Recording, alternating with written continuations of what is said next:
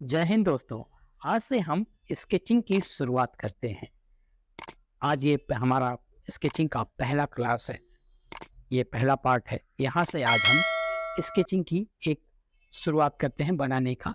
Basic हमारा जो हम सीखने का प्रयास करेंगे, बेसिक ड्राइंग करने का बेसिक जानकारियाँ मैं आज आपको दूंगा यहाँ पर। तो सबसे पहले आता है मटेरियल। मटेरियल जो आता है उसमें हमें कौन सी पेंसिल इस्तेमाल करनी चाहिए, कौन सा पेपर इस्तेमाल करना चाहिए, कौन से इरेज़र इस्तेमाल करनी चाहिए। तो मैं आपको ये बताना चाहता हूँ कि पेपर तो आप किसी भी तरह का ले सकते हैं। जैसे आप फीके पेपर ले लें, आप कार्ट्रिज ले लें, लेकिन एक बिगिनर के लिए, एक नए आदमी के लिए ये सब काफ़ी एक्सपेंसिव हो जाता है।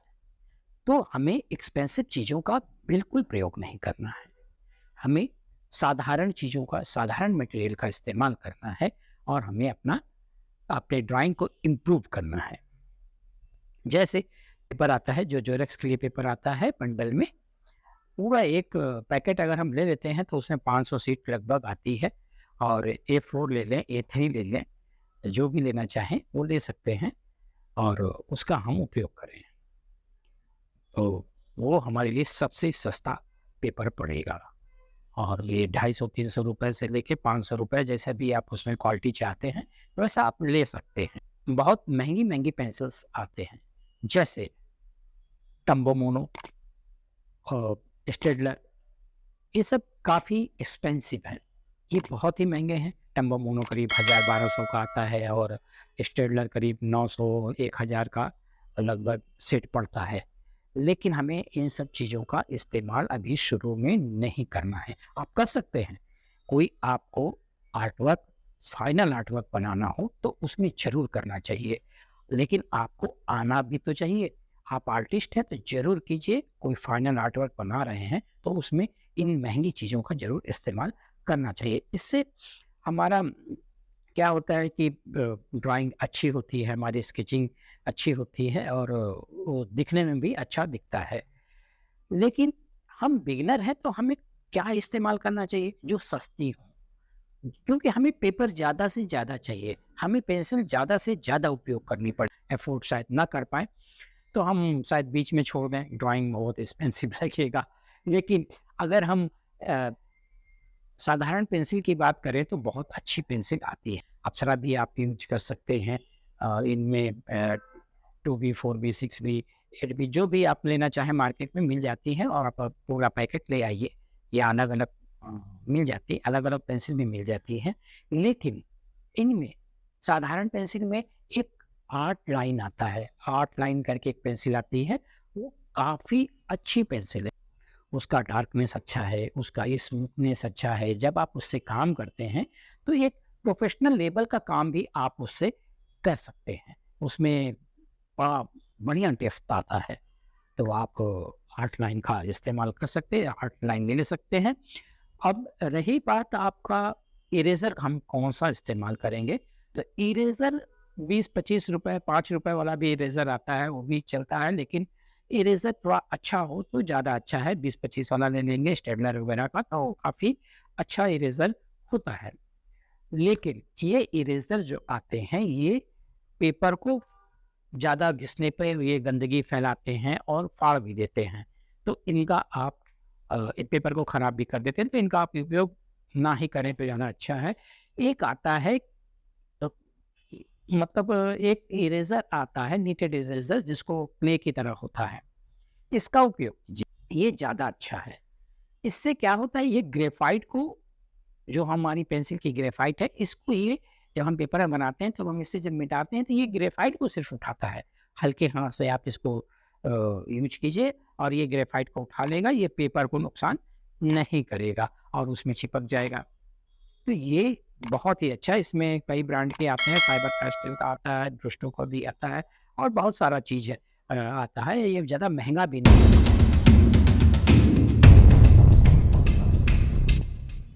अब आते हैं हम लोग कि हमारा, जब हम कोई ड्राइंग करते हैं, जब हम पहली शुरुआत करते हैं, तो हमारा हैंड मूवमेंट क्या होना चाहिए? हैंड मूवमेंट बहुत ही इम्पॉर्टेंट चीज़ है दोस्तों। हैंड मूवमेंट अगर आपका सही आ गया, अगर आप मैंने जो आज आपको बताने जा रहा हूँ, अगर आपने इसका सही प्रैक्टिस किया, रेगुलर आप 2 से 3 मिनट भी रेगुलर रेगुलर आप 2 से 3 मिनट भी अगर देते हैं इस प्रैक्टिस को करने के लिए, तो मैं समझता हूँ कि महीने, डेढ़ महीने, 2 महीने में आपका हैंड एकदम फ्री हो जाएगा और आप स्ट्रेट लाइन बना पाएँगे, एकदम स्ट्रेट लाइन स्केल के जैसा बना पाएँगे और राउंड भी एकदम प्रकार के जैसा बना पाएँगे। बिल्कुल, बना पाएँगे, विश्वास रखिए। तो आज मैं आपको हैंड मूवमेंट के बारे में बताऊँगा और आप इसकी प्रैक्टिस हमेशा कीजिए, ज़रूर कीजिए। पेंसिल को हम कैसे हाथ में पकड़ें? एक तो हम जैसे लिखते हैं, उस हिसाब से हम पेंसिल पकड़ें, उसको ट्राइपॉड कहते हैं, होल्डिंग कहते हैं। और एक होता है ओवरहेड। ओवरहेड यानी कि इस तरह हम पेंसिल को पकड़ते हैं। तो इस तरह से भी हम पकड़ सकते हैं और हम लोग लिखते हैं इस तरह से भी पकड़ सकते हैं, कोई दिक्कत नहीं है, आपको जैसे सुविधा हो। लेकिन इसका हम उपयोग तब करते हैं जब हम कोई छोटी चीज़ें बना रहे हों, तो ये ज़्यादा ईज़ी होता है। वैसे बहुत हम लोग बड़ा काम तो करते नहीं हैं, बहुत बड़ी चीज़ें तो बनाते हैं। जब बड़ा चीज़ बनाते हैं तो मैं तो ऐसे ही पकड़ता हूँ, इस तरफ से। जब कोई बड़े कैनवास पे काम कर रहा हूँ, बड़े कागज़ पे काम कर रहा हूँ, तो यही तरीका बेटर होता है। लेकिन जब छोटे काम कर रहे हों तो हम ऐसे ही पकड़ते हैं, मैं ऐसे ही पकड़ता हूँ, पेंसिल को होल्ड करता हूँ। यही मुझे सही लगता है जब छोटे काम पे, छोटे पेपर पे, छोटी जगह पे हम काम कर रहे हैं। अब रही हैंड मूवमेंट की बात। हैंड मूवमेंट में देखिए, मैं कलाइयों का इस्तेमाल नहीं करूँगा, उँगलियों का इस्तेमाल नहीं करूँगा, मैं कंधे का ज़्यादा से ज़्यादा इस्तेमाल करूँगा। हमारी कोहनी भी जो है वो बहुत ज़्यादा मतलब आगे-पीछे नहीं होती है, हम कोहनियों का ज़्यादा उपयोग नहीं है, कंधे का ही उपयोग ज़्यादा है, बाकी सब स्थिर रखना है।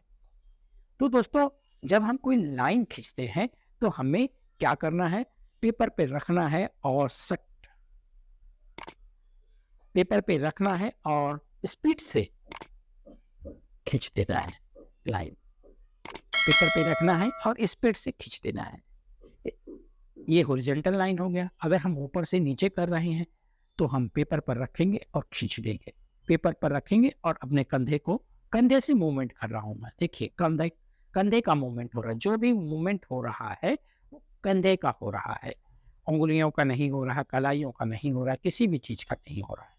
हम राउंड बनाते हैं तब भी हमारा कंधा चलता है। तो कंधे का उपयोग ज़्यादा से ज़्यादा करें।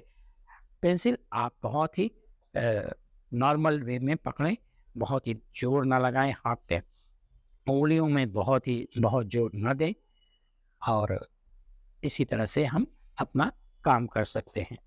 तो देखिए, अब मैं आपको पेपर पे करके दिखाता हूँ कि ये हम कैसे करें। जैसे पेंसिल को रखता हूँ और सीधी लाइन खींचने के लिए ऊपर से नीचे की ओर खींचूंगा, तो मैं ये रखा और हाथ को कंधे को सिर्फ पीछे लिया, कंधे से मूवमेंट किया, कंधा मेरा सिर्फ मूव कर रहा है। आप समझ रहे हैं? सिर्फ कंधा और कुछ भी नहीं हिलाना है, उंगलियां नहीं हिलेंगी, कलाई नहीं हिलेगा, सिर्फ कंधे को पीछे खींचना है। कंधे, हाथ को पीछे की ओर कंधे से खींच लेना है, कंधा मूव करेगा। जो भी होगा मूवमेंट वो कंधे से होगा। जैसे ये देखिए, ये पेंसिल रखा और खींच लिया, पेंसिल रखा और पीछे। थोड़ा सा फास्ट करना होता है, एकदम स्लो करेंगे तो अच्छा नहीं होगा, थोड़ा फास्ट करेंगे तो एकदम सीधा लाइन हमें मिलेगी। ये देखिए, इस तरह से। ठीक इसी तरह अगर मुझे हॉरिजॉन्टल खींचना है तो मैं यहाँ रखूंगा पेंसिल और कंधे को सीधा मूव करूंगा, कंधा मूव करूंगा। ये देखिए, कंधे को मैं मूव कर रहा हूँ। ठीक, उंगलियां नहीं हिल रही है, ये नहीं हिल रहा है, सिर्फ कंधा मूव कर रहा है। अब हम क्रॉस में करना चाहें तो मुझे, अब जैसे मैंने ये कहा ना ऊपर से लेके नीचे की ओर लाइन है, अब ये नीचे से लेके ऊपर की ओर लाइन जानी है तो आपको पेंसिल नीचे की ओर रखना है और सिर्फ कंधा मूव कर।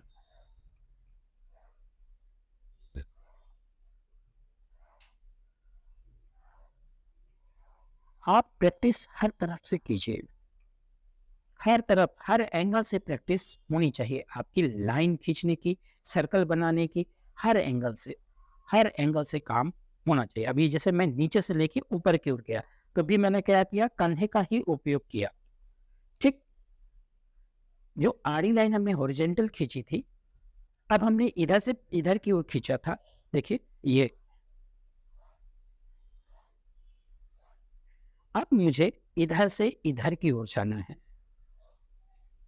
ताकि मेरा हैंड मूवमेंट जो है वो एकदम क्लियर हो सके हर एंगल से। ये देखिए, पेंसिल रख रहा हूं और इसको मूव कर रहा हूं, हैंड को फटाक से मूव कर रहा हूं। ये देखिए, थोड़ा स्पीड से। हो सकता है कभी कभी थोड़ा सा मुड़ जाए या कुछ हो जाए, राउंड बन जाए, लेकिन हल्का सा राउंडनेस आ जाता है।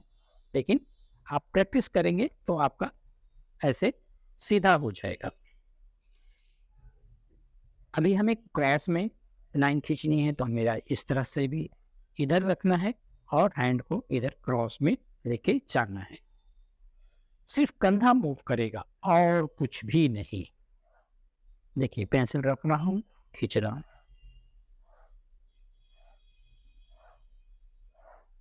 इस तरह से आप लाइन की प्रैक्टिस खुद कीजिए।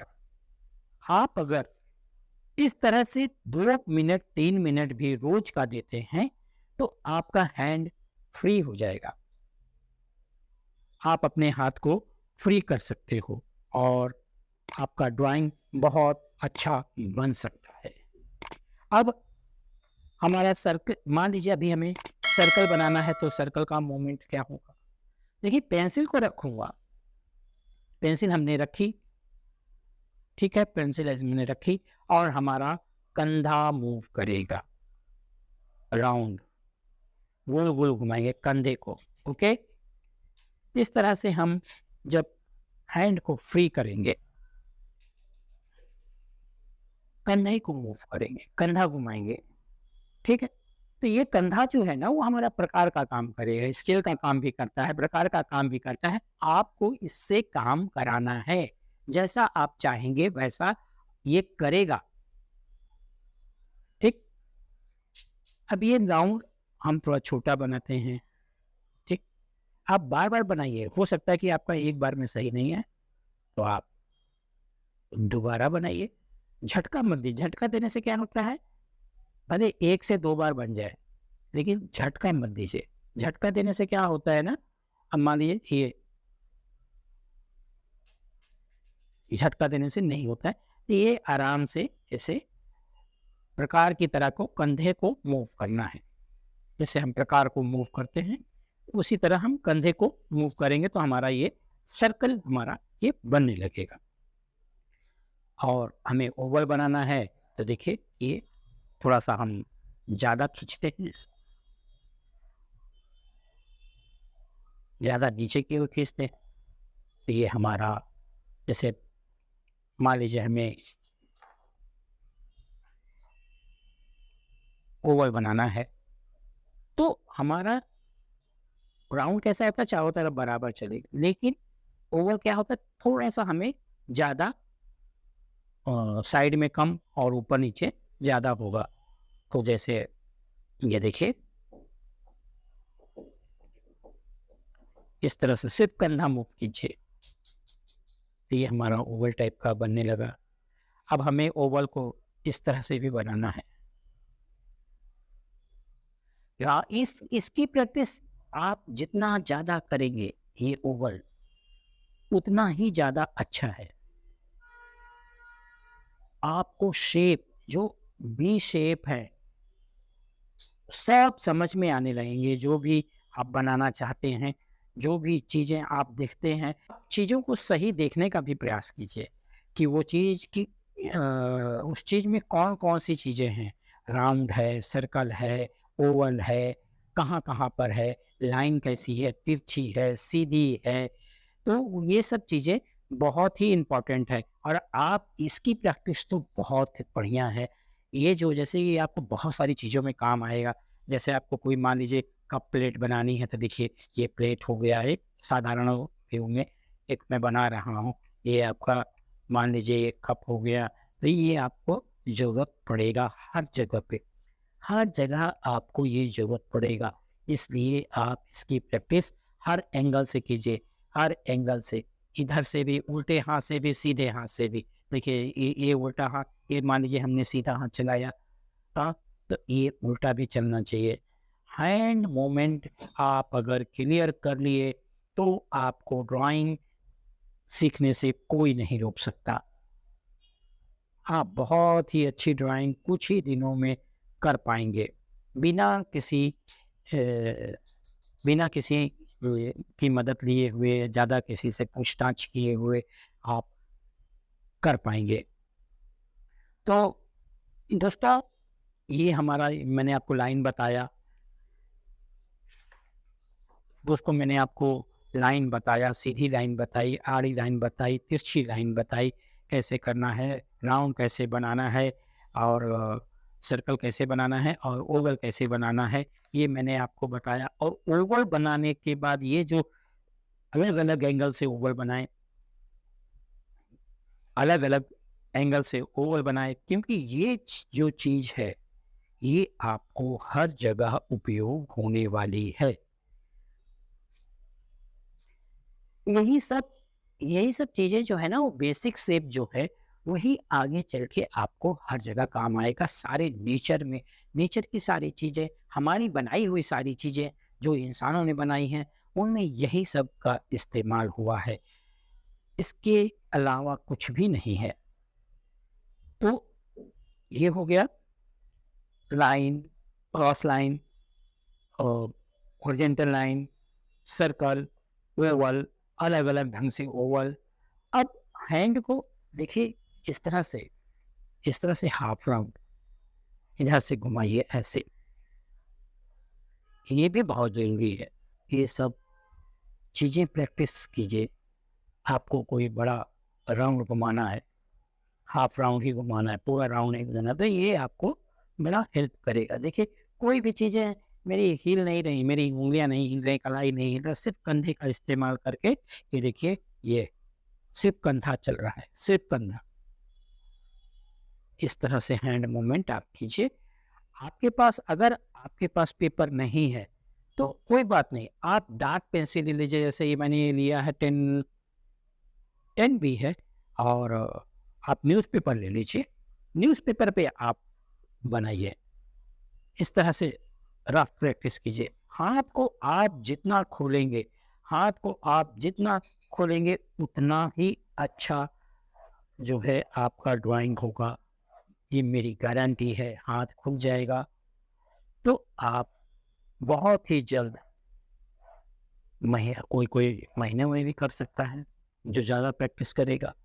कोई 2-4 महीना भी लगा सकता है, अब कोई तो सालों भर करता रहता है फिर भी नहीं हो पाता, क्योंकि वो हैंड मूवमेंट पे ध्यान नहीं देते, शेप को पहचानने की कोशिश नहीं करते।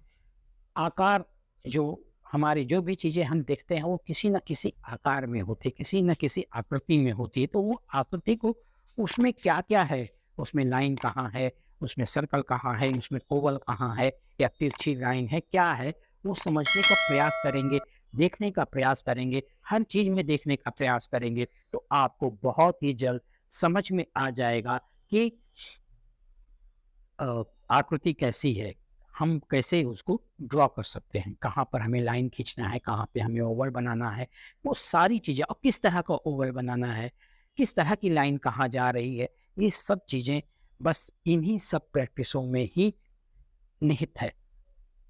इसके अलावा फिर आप जब ये सब कर लें, तो फिर आप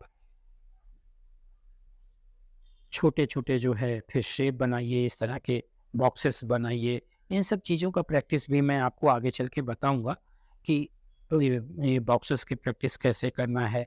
तो ये सब पहले ये पहले हाथ खोल दीजिए। हाथ अगर आपका खुल गया तो सारी चीज़ें आसान हो जाएँगी।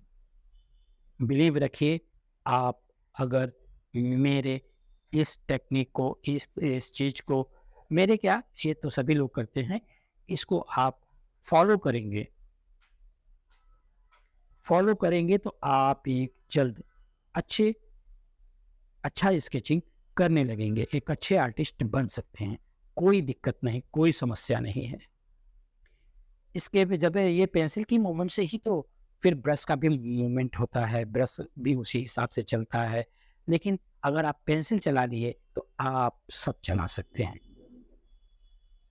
और आपको कुछ जानकारी चाहिए, कोई चीज़ अगर आपको समझ में नहीं आई हो तो कमेंट बॉक्स में कमेंट करके आप मुझसे पूछ सकते हैं। और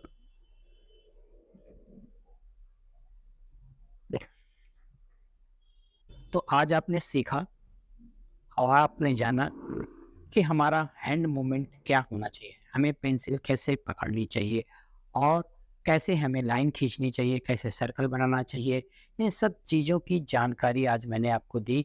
इसका आप बढ़िया से उपयोग करें, आप प्रैक्टिस करें। रोज़ अगर आप, मेरी गारंटी है, अगर आप रोज़ 2 मिनट से लेके 3 मिनट या 5 मिनट दे सके तो बहुत ही अच्छा है।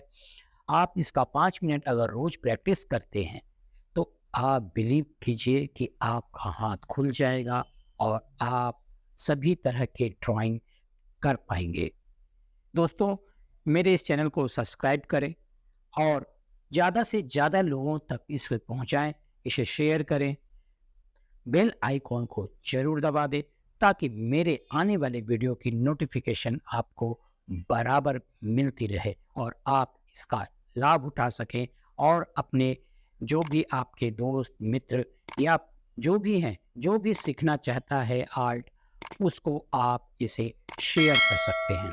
इसे शेयर कीजिए, ज़्यादा से ज़्यादा फैलाइए, ये जिससे ज़्यादा से ज़्यादा लोग इसका लाभ उठा सकें।